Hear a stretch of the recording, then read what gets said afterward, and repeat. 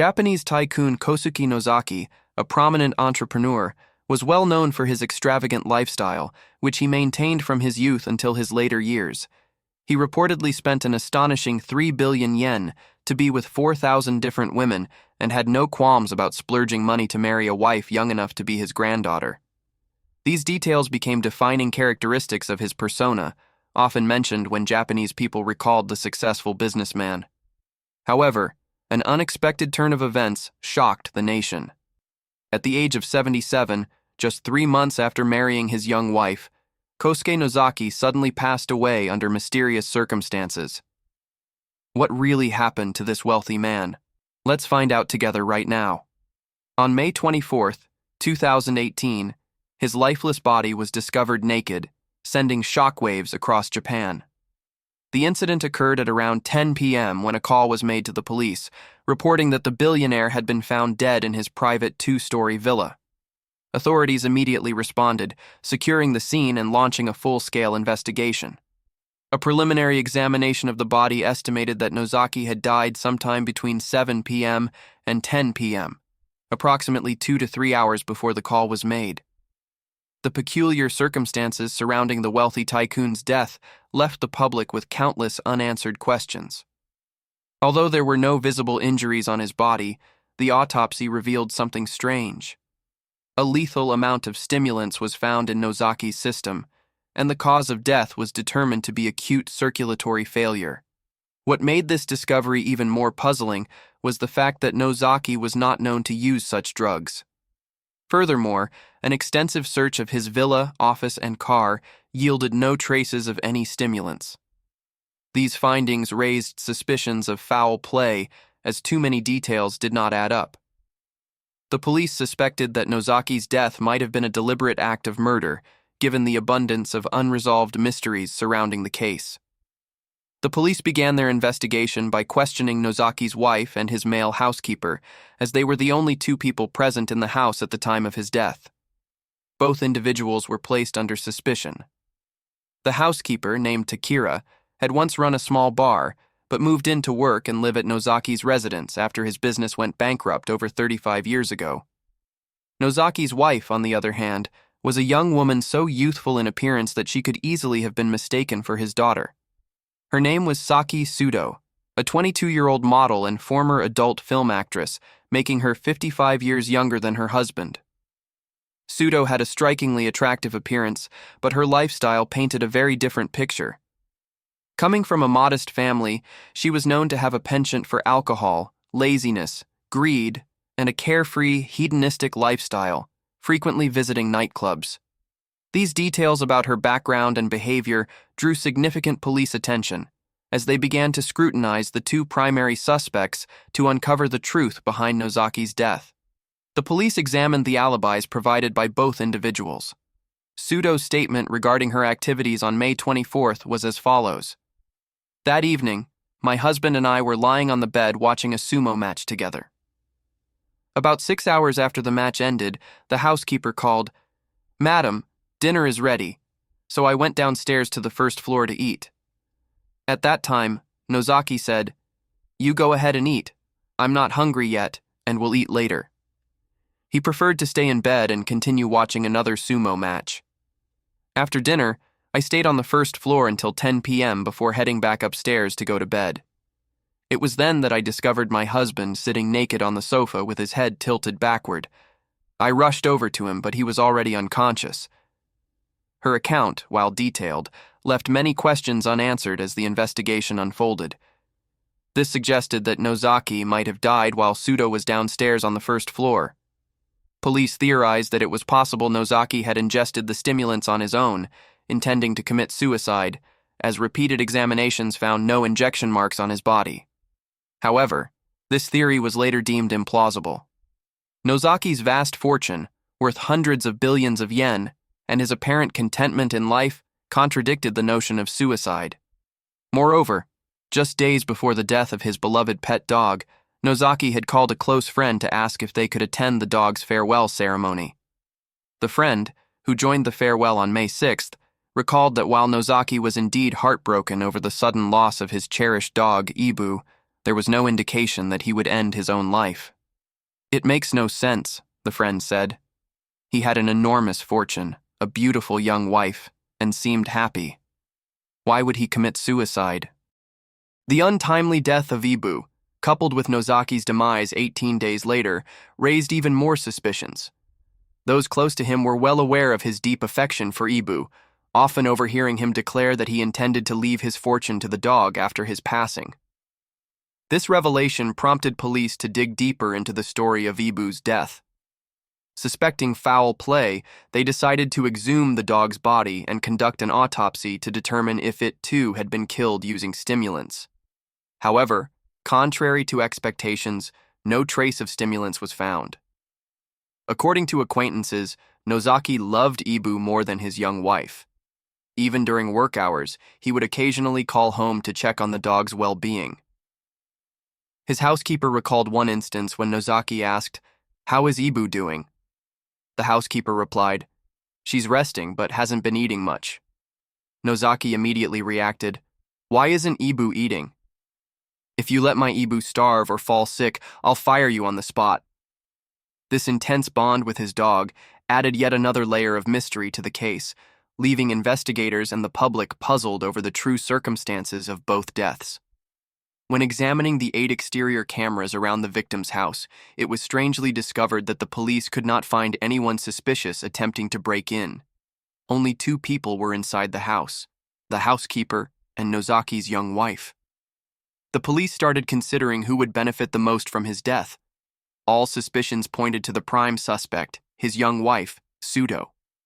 After collecting testimonies and conducting an initial investigation, the most likely suspect was Nozaki's wife, Sudo, for several reasons. First, a clear and noticeable sign was that the young woman, after her seemingly panicked initial statement, kept herself busy providing alibis to the police rather than showing any sadness or grief over her husband's death.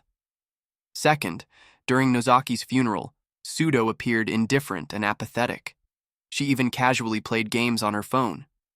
Third, after her husband passed away, Sudo requested an art firm to appraise a painting owned by Nozaki. She was suspected of planning to sell at least one of the expensive paintings her wealthy husband owned. Fourth, more notably, weeks after the funeral, Sudo quickly planned to liquidate her late husband's assets. She unilaterally appointed herself as the company's chairwoman, transferred over $300,000 into her own bank account from the company's treasury, and intended to move abroad. However, Sudo argued that she had no reason to be suspected. She even claimed that she was the one at a disadvantage following her husband's death. Behind her marriage to Nozaki, there was an agreement that Nozaki would deposit 1 million yen into her bank account every month from the day they got married. Sudo insisted that Nozaki's passing caused her both emotional and financial loss. But things didn't seem as simple as the young, beautiful wife explained. Not long after, the police found something suspicious in the will that Nozaki had left behind. The will stated that Nozaki would leave 3.5 billion yen of his assets to Sudo. At the time of his death, Nozaki's total wealth was around 5 billion yen. This meant that nearly all of his fortune would go to Sudo. If so, Nozaki's death was immensely beneficial to Sudo, not just mildly advantageous. The question was, did Nozaki truly write this will by hand? And even if he did, why would he leave nearly his entire fortune to his wife? When Sudo saw the police's suspicions, she sneered and said, "Unbelievable. Are you seriously suggesting that I forged the will? And what's the issue with my husband giving me 1 million yen in pocket money every month?" The police responded, "No, I'm not saying there's a problem. It's just a little hard to understand." It was evident to anyone that the young wife stood to gain the most from Nozaki's death. However, the police lacked any evidence to prove that Sudo was the murderer. Furthermore, Sudo consistently denied any involvement in her husband's death and chose to remain silent in the face of all accusations from the police. The case was widely reported in the media, and many ridiculed the police, calling them incompetent for failing to find evidence when it seemed obvious to everyone that the young wife was the culprit. Nozaki's story of success also became a hot topic. He had once been so poor that he had nothing to his name. Born in 1941 in Tanabe City, Wakayama Prefecture, Nozaki was the third of 7 siblings in a struggling family. Due to financial difficulties, he dropped out after middle school and threw himself into the workforce. After graduating, he worked at a foundry, then at a company that collected iron powder and scrap metal, which he sold to junk dealers to save money. With no money and no looks, Nozaki was unable to attract women.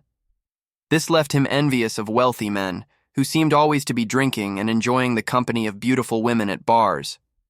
In contrast, his reflection in the mirror told a story completely opposite, like something out of a horror movie or a tale of misfortune. One day, Nozaki saw an ugly man at a table across from him, enjoying the company of 2 beautiful women. The man pulled several 10,000 yen bills from his wallet and stuffed them into the women's dresses.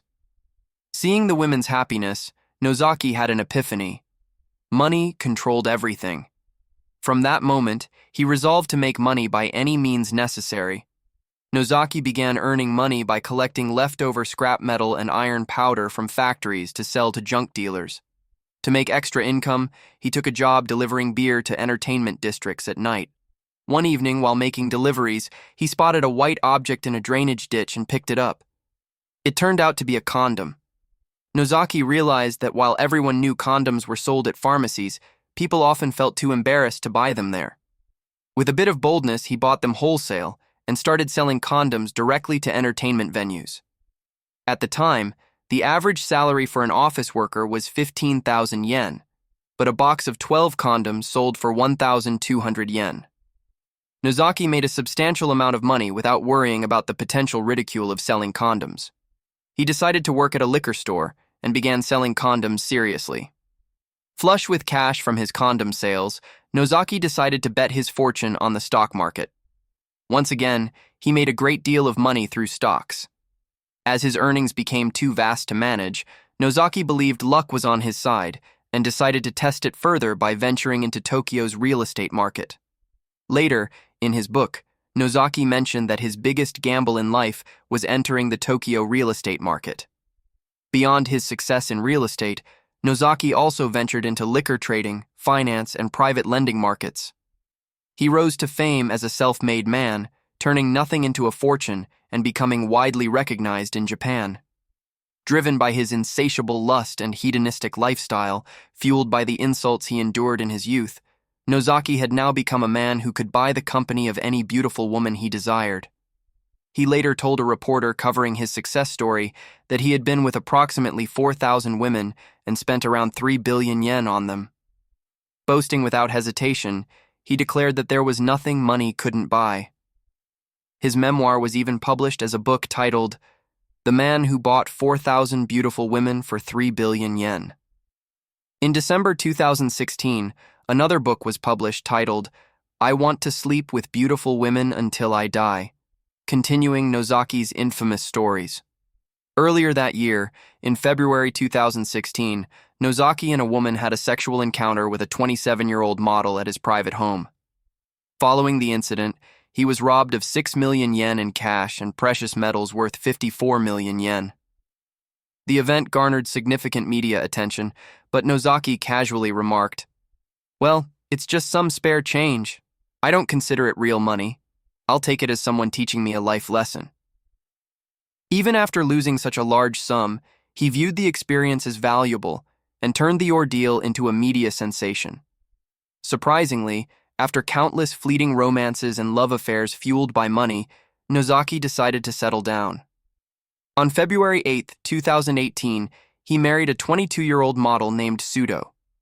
Reflecting on their fateful love story in interviews with the press, they shared that one day Nozaki fell at the airport and Sudo helped him up. He thanked her and invited her to dinner. The two quickly hit it off, fell in love, and decided to marry. Nozaki once recalled, "I fell in love with you because you seemed so pure, completely different from the women I had met before." The two quickly became involved and moved toward marriage. In an interview with Hyundai Business, just a few months before his death, Nozaki expressed confidence that he would always be happy with Sudo. He dismissed all warnings to stay away from a woman 55 years his junior, who might only be interested in his vast fortune. However, it seemed Nozaki's sharp instincts were limited to business. In matters of the heart, he let his guard down entirely with his wife. If Pseudo did indeed kill her husband, was money her only motive? After a period of apparent happiness, someone revealed Pseudo's dark past to Nozaki. This person provided photos of Pseudo before her cosmetic surgeries and disclosed that she wasn't a model, but rather an adult film actress. Nozaki was furious when he learned the truth, including how Pseudo had orchestrated his fall at the airport and pretended to help him in order to get close to him. He couldn't bear the sense of betrayal and the realization that he had been used for his money. His anger reached a boiling point when he saw her pre-surgery photos and explicit pictures of her with another man. Nozaki decided to divorce Pseudo after confirming the information about her past and deceitful actions. In a phone call, he told her, "You despicable woman, you're the lowest of the low. You and that boyfriend of yours think you can play me? I know everything now. I'm preparing the divorce papers, so just wait." Pseudo tried to defend herself, saying, "Darling, who's deceiving you? I only love you. Our age difference doesn't matter, and no one can tear us apart."